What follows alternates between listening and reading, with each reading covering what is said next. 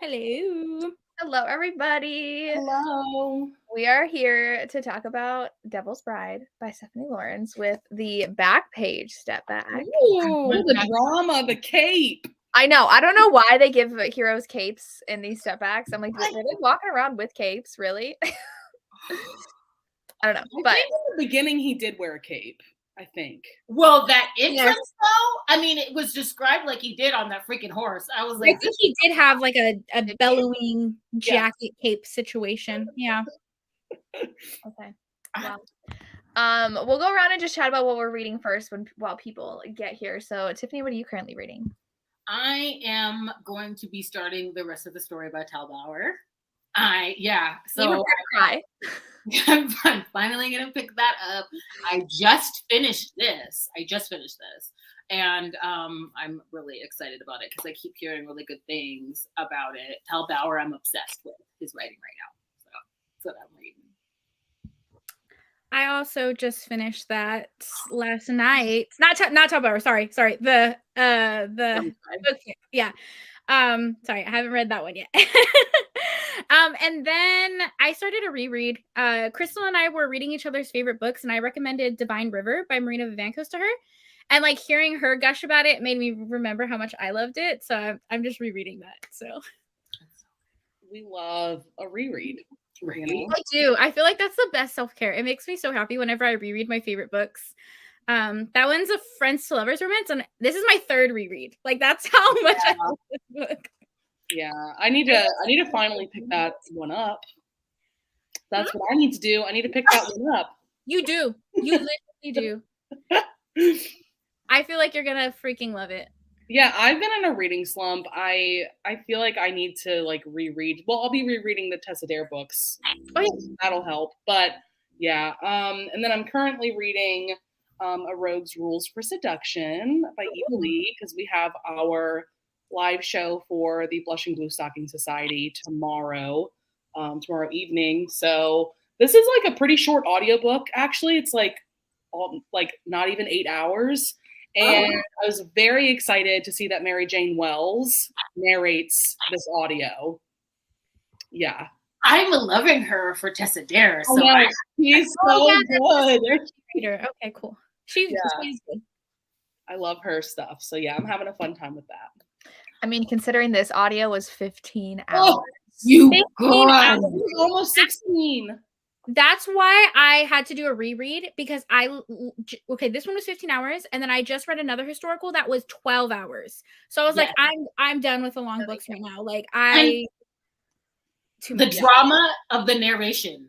Like I was like, I have to slow this down because steam sounded like action scenes. That's how he narrated it. I was like, oh my God. I had to stop the audio and physically read. I was like, I cannot.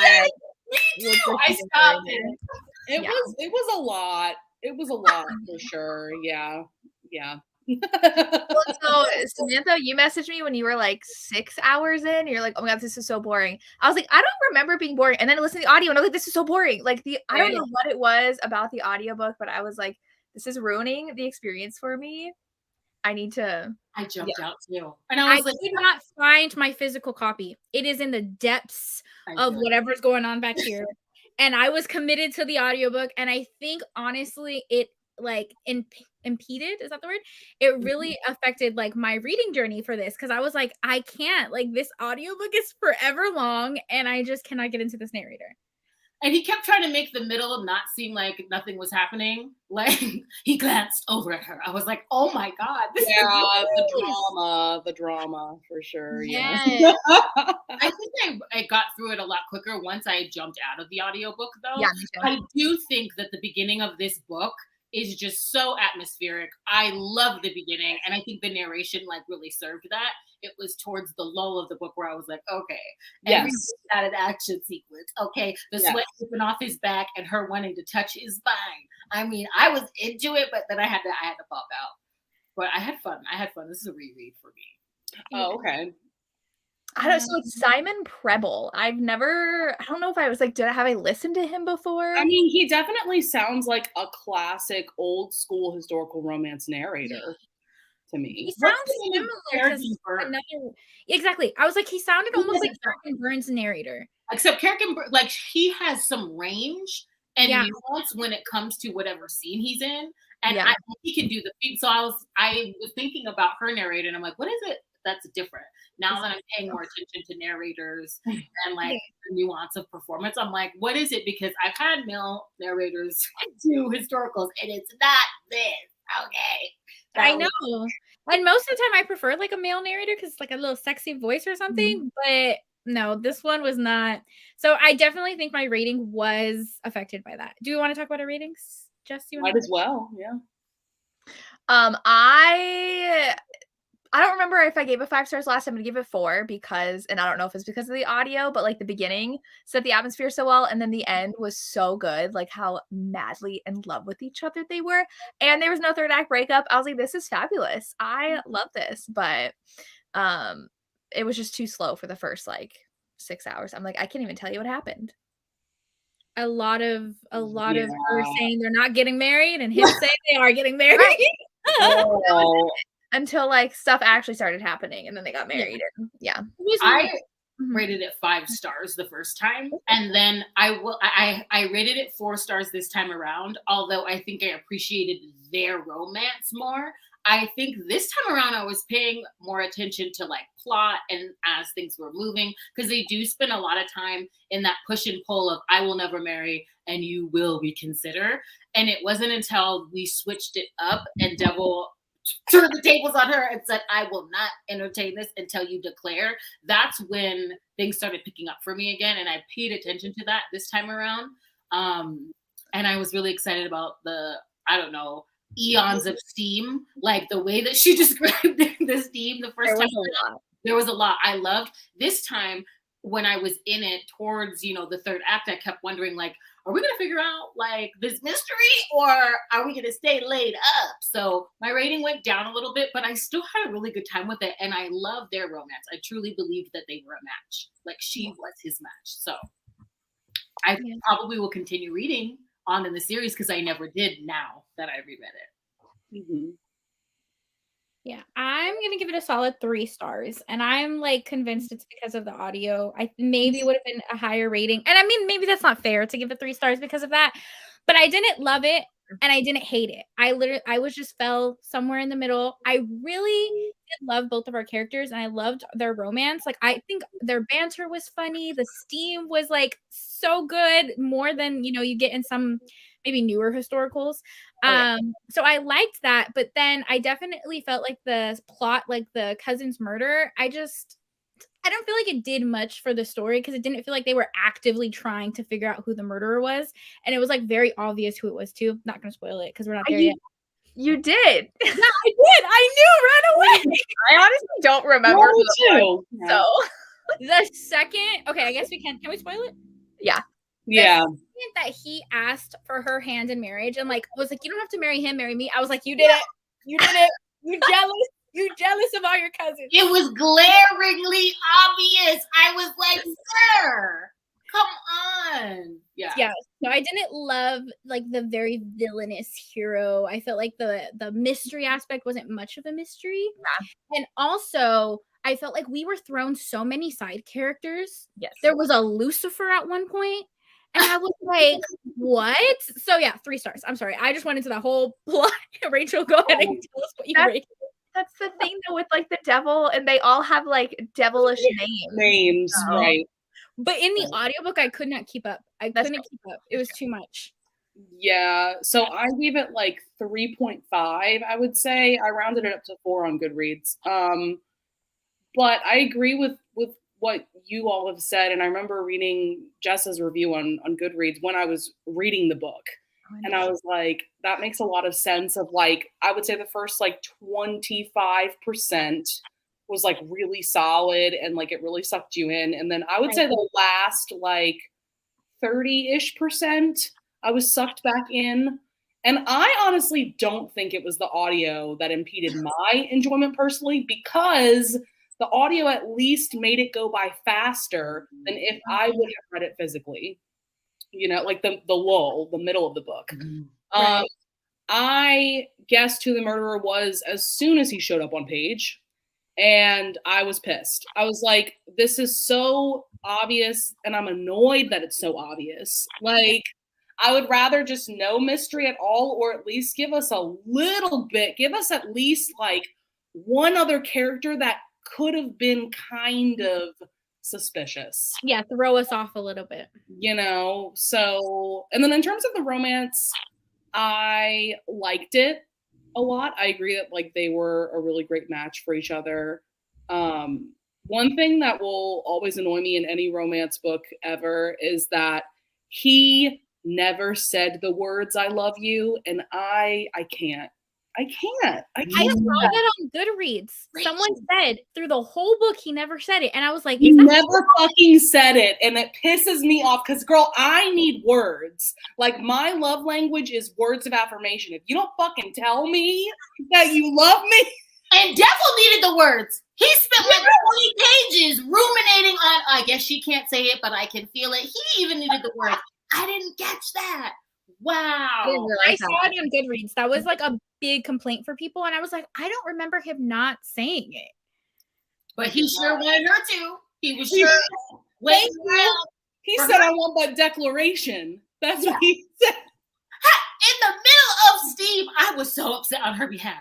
I was like, you're dangling in front of her, telling her she can't go nowhere. You can't know anything about the freaking mystery, which is what I think could have been better, is if when she decided, I'm going to sleuth behind his back, if we could have been doing that along with her, I think I would have been more actively like invested in the mystery plot. But he's just dangling, okay? And then they're in it, and then he has the nerve to say, this isn't how I was gonna beg you. I need a declaration. I would have just been spitting out words. I'm going to Africa anyway, whatever you want to hear. He was, you know, I liked their tit for tat, but same. I knew early on who it was, and then I think her just being sequestered to the home for so long of the book and not being privy to all of the secrecy, it made it seem slower. And I didn't see that the first time around. Although, I mean, I loved their chemistry and I loved their banter and I loved that push and pull and how he that up on her. It made consent sexy. Although it was, I felt like edging. But I think with it being like a 90s historical, this like made consent incredibly sexy. Right. Yeah. I really liked that. And it was, the steam was a lot for me where I didn't think it was doing anything more for their romance. Like towards the third act where I was like, this is like the third time we are laid up. Like, I know you're drowning us in it because we were waiting, but I'm like, I like to see changes like progression within steam or like trust progressing along with what they're doing. And so, I mean, I loved all the description, but I was like, damn girl, like this is a lot. Yeah. And they were pages long. Yeah. I was skimming it like as once we got to like the 5th or 6th, and I'm like, okay, I've seen this happen 4 times already. I'm just gonna start skimming. And I like my steam. Okay, that's what happened to me. Like most of the time I'm like, the steamier the better. But it was to a point where I was like, okay, I really feel like we copied pasted this little like you said, it didn't add to any of the plot, it didn't add to the development of the characters. It was just like there. You belong in this bed. And I was hoping, I'm like, is like an arrow or a brick gonna go through the window? Are we gonna make this like, you know what I mean? Because we're getting another scene. I was like, he's trying to be killed. I was like, when I start rewriting, that's a problem because I'm like taking a trip out of the book. And that's when I was like, we could have done this here. We could have been sleuthing. And so I definitely think it picked up the moment that she decided that she was going to start investigating behind his back. And then when he started switching the deal, now you want to lay down, I want a declaration. I thought that was fun. And then it was action packed.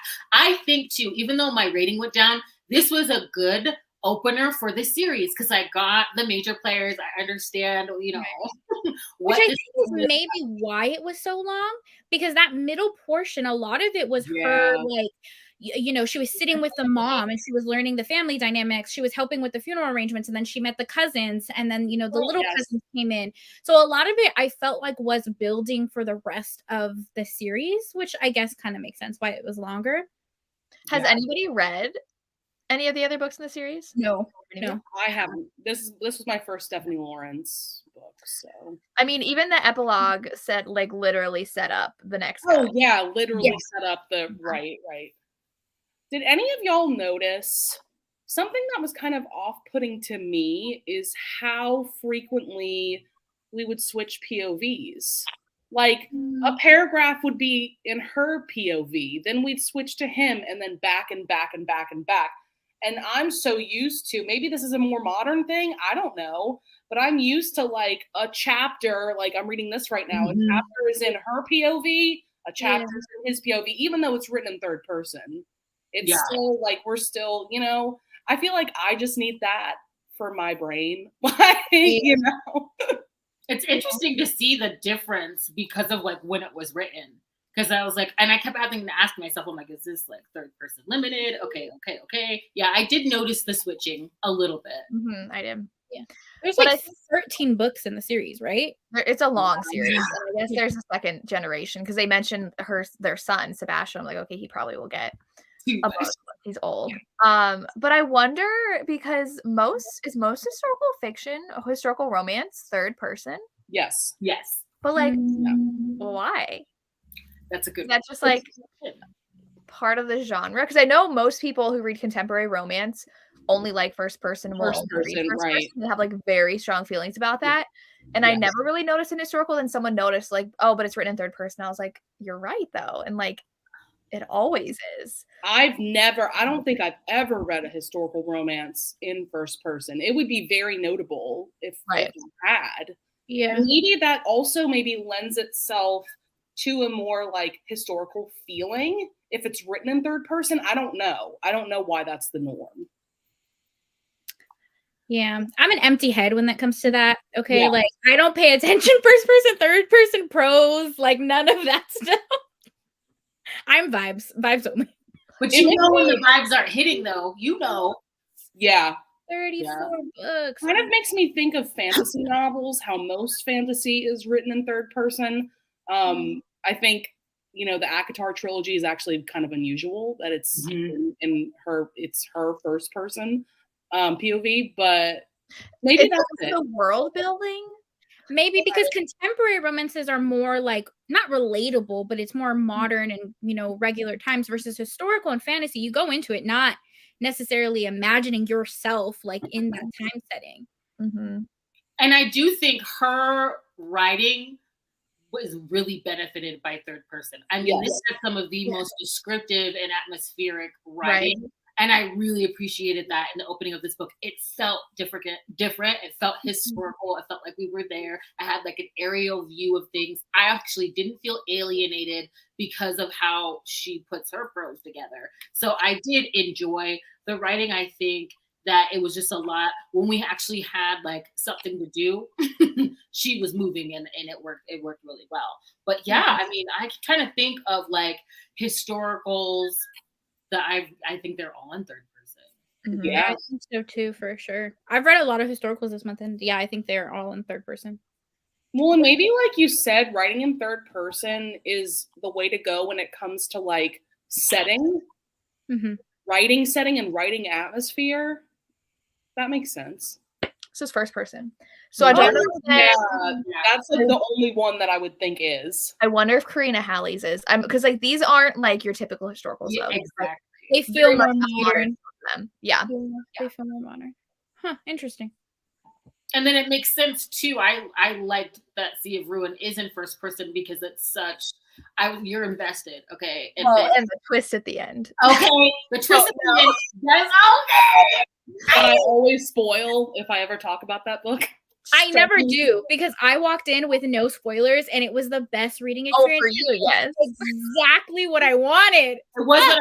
I wanted to take that a step further. There are two things in it. That's like one of my favorite books. There's only two little things, but in my mind, it was fully there. In my mind, they're out there. That's what I wanted. That's what I wanted. Every book, ever. Yeah. So. What I wish every book did. Twilight, everything. Dead. Could you imagine though if Twilight did that? I'm sure there's some fan fiction you can go down the rabbit hole. That's funny. But I agree. I love her writing. Yes. whether it was third person. But I think that I noticed the like weird switching more so in the audio because when I would like start up again, I'm like, wait a second, were we just with her? I know. Like, jumping right to him. So Yeah. I did notice that. But Wait, Karina Halley wrote historicals? she has a pirate one that just came out like 2 days ago. Oh, No, Why didn't I know? I love my British friends. This is she wrote a vampire romance, right? What? Okay. I know. But I wonder too, those authors that you just mentioned don't only write historical. Exactly. Yeah. They write other things. So maybe that's why as well. That's why if somebody usually just solely reads contemporary and they're trying to get into historical, I always recommend See a Ruin. As they read darker, I'm like, See a Ruin. Yeah. Like, start there and see. And then I try to like move them over to like Kerrigan Byrne and see if that will work.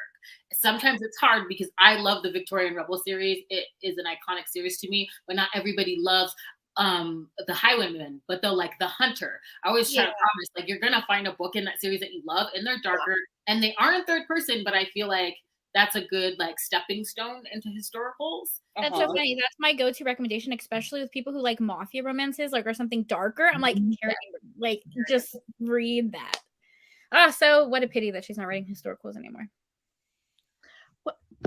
I don't know what is happening to the publishing industry with. Wait, who's not writing historicals anymore? Kerrigan Byrne. She's not writing historicals. She writes contemporary? Yeah. Yeah. There's like cutesy illustrated covers, contemporary. Yeah. Why am I so not in the know right now? She co-wrote the newest one. She co-wrote with like her friend, and it is a small town bookish because she she owns like a bookstore. He's a recluse. It's like Grumpy Sunshine. I started it. I haven't finished it. I don't always share everything that I'm starting. I haven't finished it, but every single time I hear that, it hurts my heart because I'm like, it makes me feel like as if I would love to ask her if it's just a creative move for her or if she felt limited, if she was being limited within publishing and she couldn't really do what she felt that she wanted to do. And but if she was indie publishing, that's true. Yeah, but she said she felt limited with the ones that were like traditionally published. Yeah. Like I think it was the Duke in her Victorian Rebel series that she said the publishers were pushing that one. Oh, because they wanted a Duke. They wanted it because that everyone wants a Duke when it comes to historicals. She wanted the titles all to be like the Highwayman, the Hunter, and wanted H. And then she's like, no, but then I had to do the Duke, and then I had to do like all the ones with the buzzwords that were selling. Yeah. And that was just the titles. Yeah. So I can't imagine like the content, what they were trying to do. What did Miss Beth say, Monica? She was talking about, so Monica got to talk to her. I don't know how that went, but that's amazing. I saw the panel she was on in Denver, and they were making comments about, they weren't specific, but like about how frustrating publishing has been for historical romance authors, and like some of them not being supported and having to go to other publishing houses. Oh, wow. So, yeah. And I know that her next one, I think, is one of her romantic suspense ones. I don't even think she's writing historical next, or it's in her Blessing series. I don't remember which one. I wonder if like Lisa Kleypas has run into that. Like, she hasn't come out with anything in a while. Yeah. I mean, in Tessa Dare, like they're being very weird about. Well, she just said her writing process has been a mess. So I don't know. I don't know if like maybe it's a mental block or what, but Lisa Kleypas hasn't like anything. Like who knows, Yeah. Oh, what's going to happen to the future of historicals? I know. I'm going to continue reading Backlist till the day I die, though. Literally. Yeah. There's so much to go through. We've got 34 just in the series.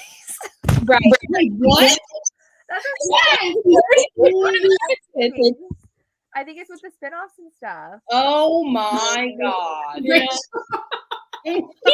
She said what? She's like, no. I brought the drama just now. I know.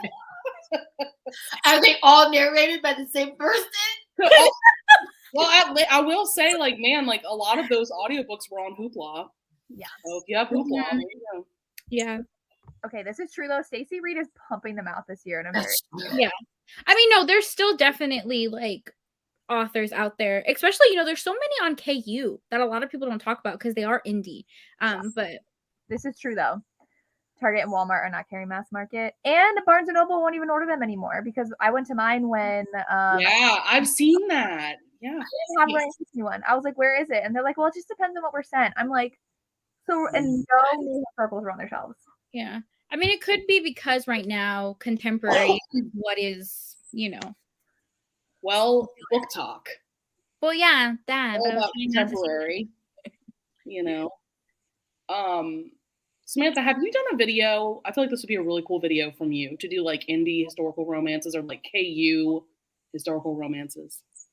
I've done like author binges of authors who write on Kindle Unlimited, like Christy Caldwell.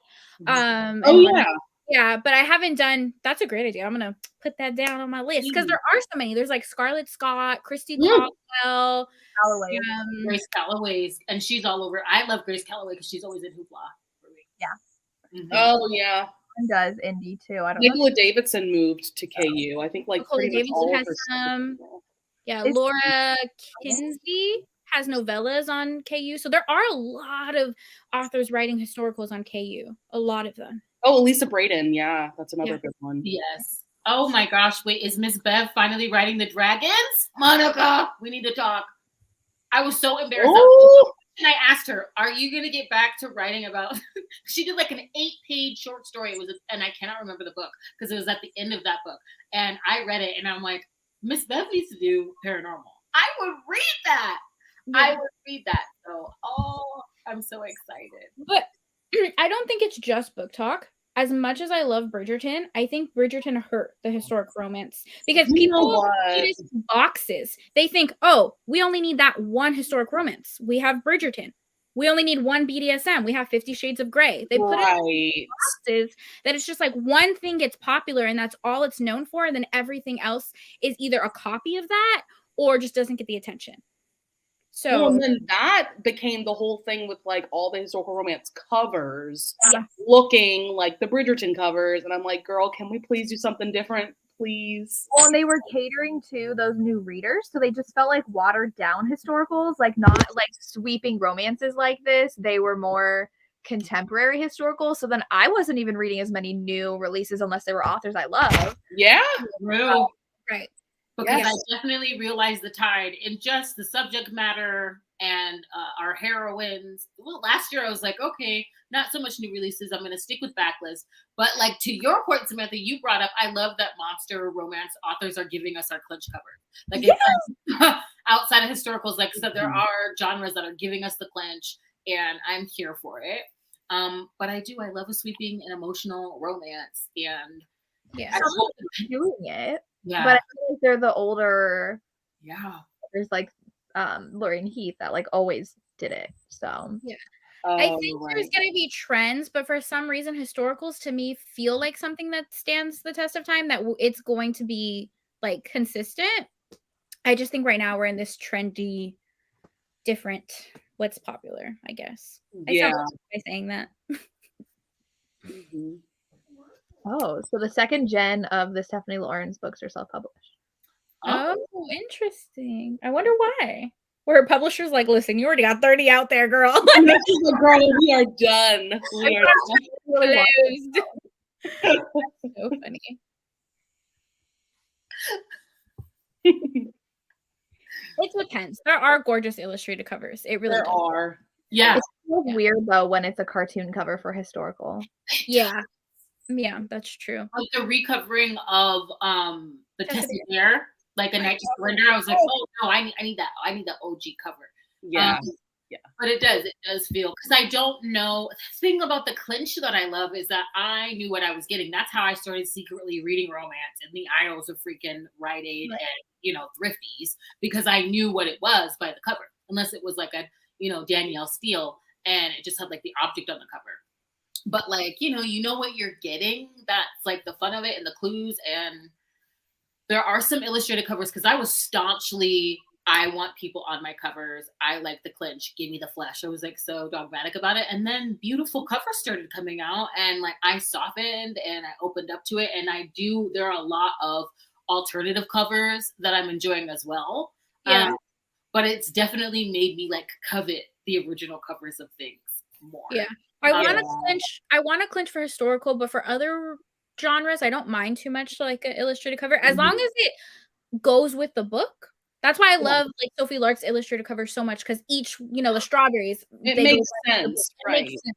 Sometimes it just doesn't make sense. And she's unlike any other author. What I love about the Larks is that the entire book is illustrated. They're not just recovering. And then so if you've read it on Kindle Unlimited or wherever you came across her work, and now it's being recovered and it's illustrated, you get to see these artworks and it just makes it even more special. That's what I think. Like that's a game changer.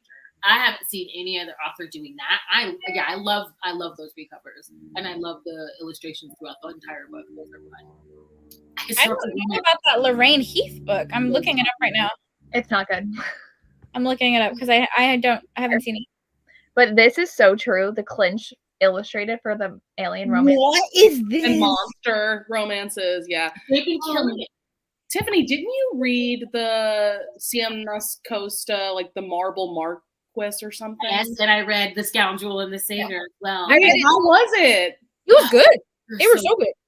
They're good, and it's just a fun concept. Like all of the human world knows about the monstrous world, and the rejects from human ton. Anybody that's been, ruined, anybody that's being rejected is like sent to the monstrous ball, and it's supposed to be a punishment, but it's their last chance to a match. They're so fun. Like the concept is that's so like the monster ball, like is their last chance to secure a match, whatever it is. And I've been having fun. But you still get the historical vibe of like the titles and the balls and people being, it's good. I only read the Siemnas Costa one. That one was good, right? It was like a teach me situation. He was teaching her the ways of monstrous gentry so that she can match. And it was teach me other things as well. And I loved that. So okay, I saw the Lorraine Heath. This looks like a children's cover. Oh, the old cover? What is that? It's a children's cover. Totally a children's book, Dad. What's going on? That's like an old cover. That's like... What's the new one? Is it? Wait, what? No, I said, what is the new one? Book cover. That's like a clinch cover. Oh. Yeah. But Stephanie Lawrence is Australian. Is she? Yeah. I just looked at that. Isn't our next author Australian? Is Connie Mason Australian or just the books in Australia? I'm gonna look it up. Okay. He probably Mason. I love Connie. I love her. I love Connie Mason. Yeah. You were there for that live show. Yeah, you were. I don't know where I put my Connie Mason books though. I have them right here. I guess. Oh yeah, I would say in the author's blurb. Blah blah blah. Her and Catherine Coulter, those covers are. Mm-hmm. No way she's American. She doesn't write any books. She always writes them in Samantha says she lives in Florida. That That would have been cool. Does Stephanie Lawrence have any in Australia? Ooh, that's a good question. Because I'm excited for the one that we're reading next month. Let's see. Which one is it? Wild Land, Wild Love that we're reading? Yeah. Oh yeah, because there's kangaroos on the cover. Maybe that's why I thought she was literally why we picked it. Where's the author blurb? Did the bathtub book deliver for you? There was no bathtub to be had. Are you serious? I can't. There was, but it wasn't what we thought it would be. Oh Lord. No, it was like 4 stars for me. It wasn't horrible, but there was no bathtub sexy scene. Oh man. I gave that one 3 stars. It was boring. It was all about dealing oil. The oil thing, I did that because of the oil stuff. It was a lot of but the cover is stunning. Yeah. It is. You know what? Maybe I would like historical fiction. I say I don't, but the historicals that lean historical fiction, I think I end up reading pretty well. Like that Laura Kinsale book, Flowers or something. Mm-hmm. I loved that one. Well, Lorraine Heath has a historical fiction that I was interested in reading. about World War II. Yeah, she does write some historical fiction. Yeah. And if it's paired with something that you're interested in, like you could read some Dracula historical fiction set in a time period. Yeah. I mean that, and you will rock and roll with that because it can be fun. Yep. Samantha or Jess, have y'all done videos on like your favorite old school historicals? I don't think so. Yeah. I think Jess has, but I haven't. Which, like, Johanna Lindsey's always on that list, and I have not read enough of her books, so I need to read more of them. And I've been putting off, like, Whitney, My Love, because I'm scared. Yeah. and The Wolf. I'm not saying that. Did you read Whitney, My Love? Oh, that's Judith. I don't know if you read it, but Yes, of course I read that trash. That is her like. Why did you write so much by her when you hate her so much? Well, because I get gaslit, and people are like, "You read the wrong book. You need to read this one." You need to read this one. And now I've literally read like 12 of her books, and I just no. You liked one. Did you like one? Kingdom of Dreams. Okay. I need to read it. My goal this summer is to read more old school, because then there's also the Wolf and the Dove. Oh yeah, by Kathleen Woodowitz. I'm gonna read more. Like Shanna, as frustrating as that book was, it was a trip. So I have so much Kathleen because she's at every library sale. And I always just feel like, okay, OG right here. I'm just collecting them. I'm like, I need to get to read it. I need to read them. Old school historicals. I like Julie Garwood. I do. Who else? I'm like looking at my thing. For me, I can only think of like one old school historical that I've given 5 stars. Like, is the writing style just not for me? You read like old school Beverly Jenkins, the one she came out with in the 90s? No. Wait, I read Indigo. I loved Then Came You, Lisa Clayton. Yeah, so those are old school. Those were in the 90s. But like, other than those, I have not found one that I've loved, you know? I love Flowers, what is it? Flowers for the Storm? I gave that one like 3-ish stars.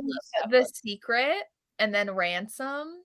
I did enjoy The Secret. I did enjoy that one.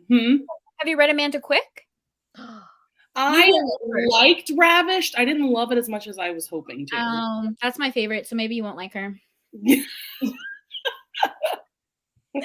Now, hold on. Let me look at, because all the ones we read here are published before 2000. Yeah.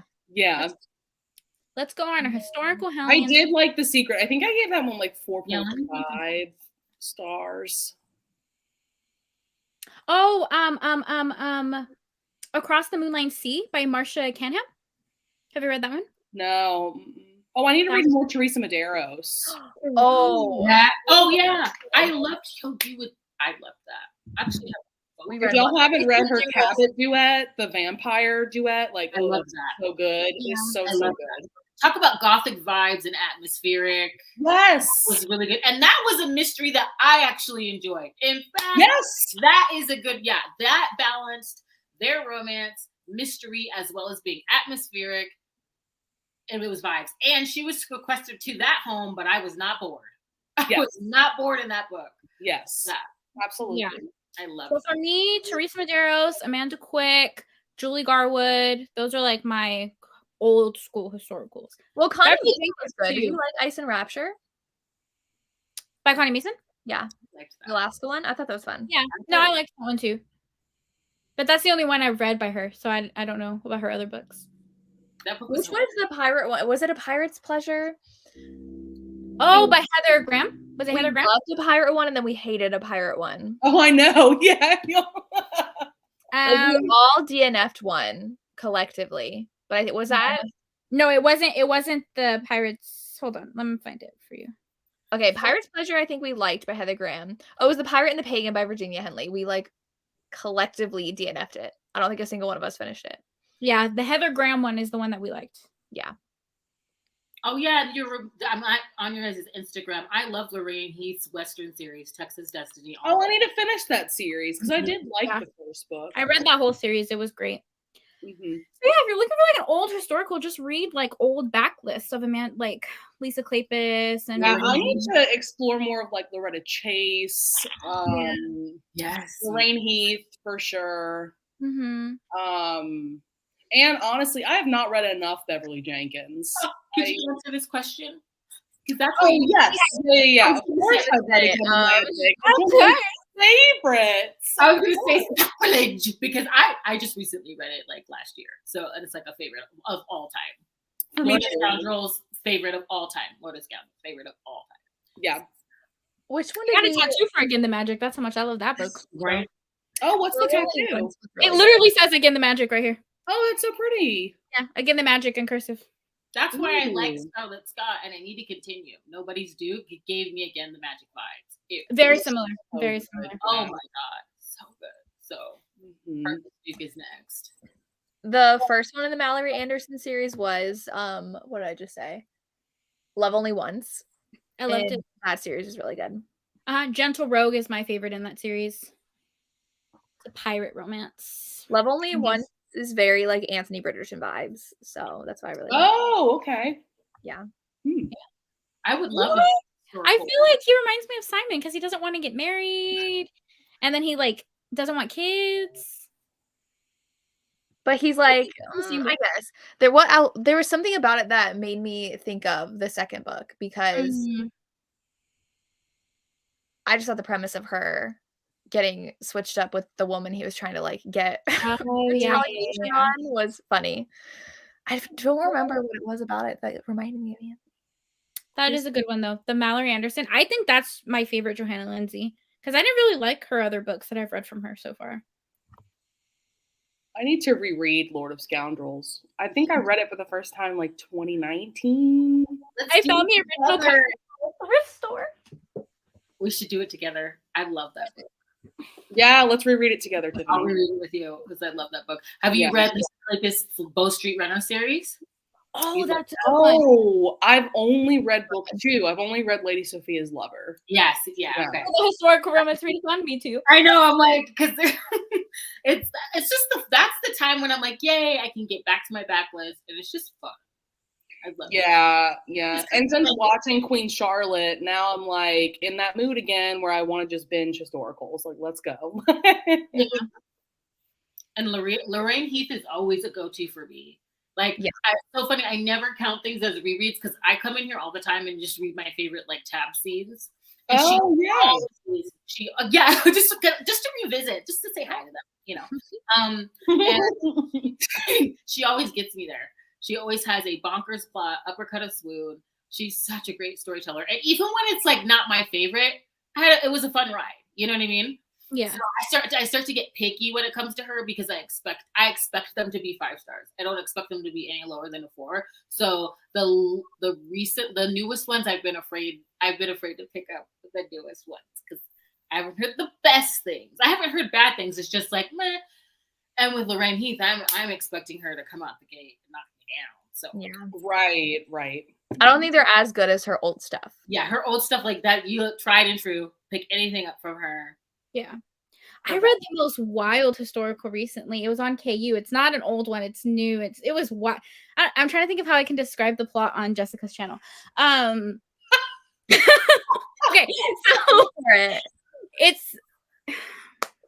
Okay, so our hero is a part of like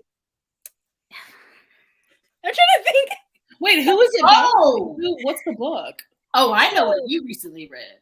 Yeah, I talked about it in my blog. So, anyways, it's a male romance. One of the heroes is like cousins to the crown prince, okay, and his family are traitors to the crown, and they are going to be executed. They're going to be hung, and he ends up getting saved. But to be saved, he has to pay off his family's debt at like a pleasure house. But it's in a dom sub universe, so people are born with like actual designations, like you're dominant or you're submissive, and you need certain things because of that designation that you're given. Like it's not just like BDSM, like it's actually like a part of your health as well, I guess. Yeah, and it's great. He falls in love with the owner of the pleasure house. What book is this? How many pages? How many pages is this? No, it's not a lot. It's hold on, let me see. I need It was What's it called? Huh? She's What is looking it up, I think. Because I'm reading the second book, so I have that name in my head. It's called The Traitor's Mercy by Iris Foxglove. Iris Foxglove. Okay. It's only 258 pages. Yeah, because you were talking about that, and I have it on my Amazon list already. I was like, okay, say It that. was good. It was good. You're gonna like Kind of like Omegaversy, where they That's have what I was those. thinking. I was like, is this Omegaverse? Okay. it very similar to Omegaverse, but not. Wait, but you gave it 3 stars. No, I didn't. I gave it 4 stars. Goodreads says you gave it 3 stars. Yeah, Goodreads says you gave it 3. Let me update that. Like, what are you recommending us? Oh, I don't recommend it to you, Jessica. I think it would be. What? The hero is I guess I should have led with this. The hero is what is the word, Tiffany? Masochist? Oh, okay, so he's a masochist. Yeah, he And does the other hero is a sadist. sadist. Okay. Oh, okay. And I does don't that come out in their play? Yeah, Yeah. it's like a huge part of it. Are Oh. we getting crop situations? Okay, got it. All right.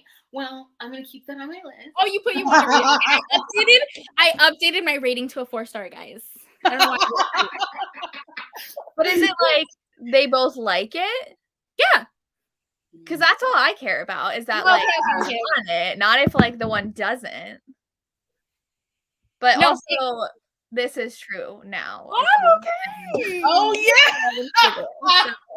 You know what? Let's pop some champagne right now. I know you should Throwing a rager. be. Stanley's up.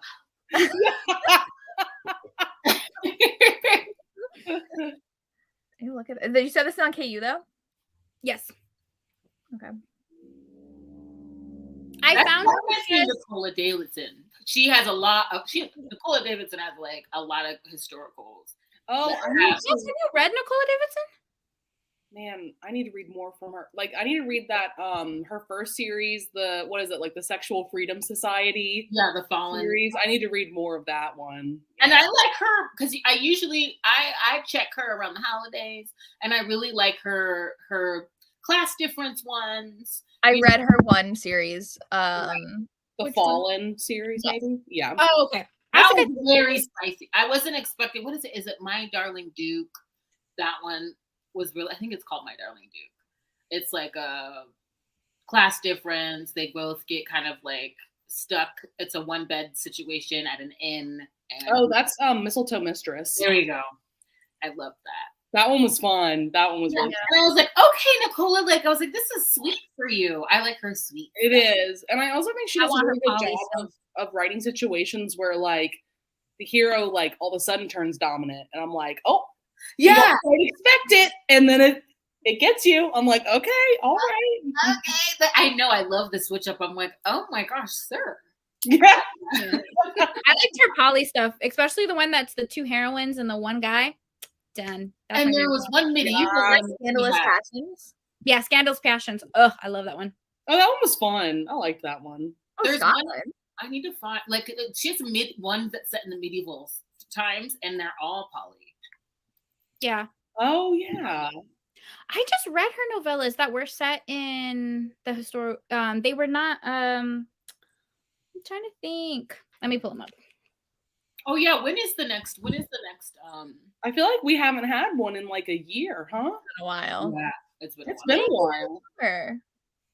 I remember y'all had one last like May, or June. I think it was March. It was like right around the end of season 2 of Bridgerton. So, Oh, I think so. Yes. yeah, You Yeah. said summer? Is that what you said? possibly. I will chat with my co-hosts. Let's get this going. The Holy Trinity right there. Yes.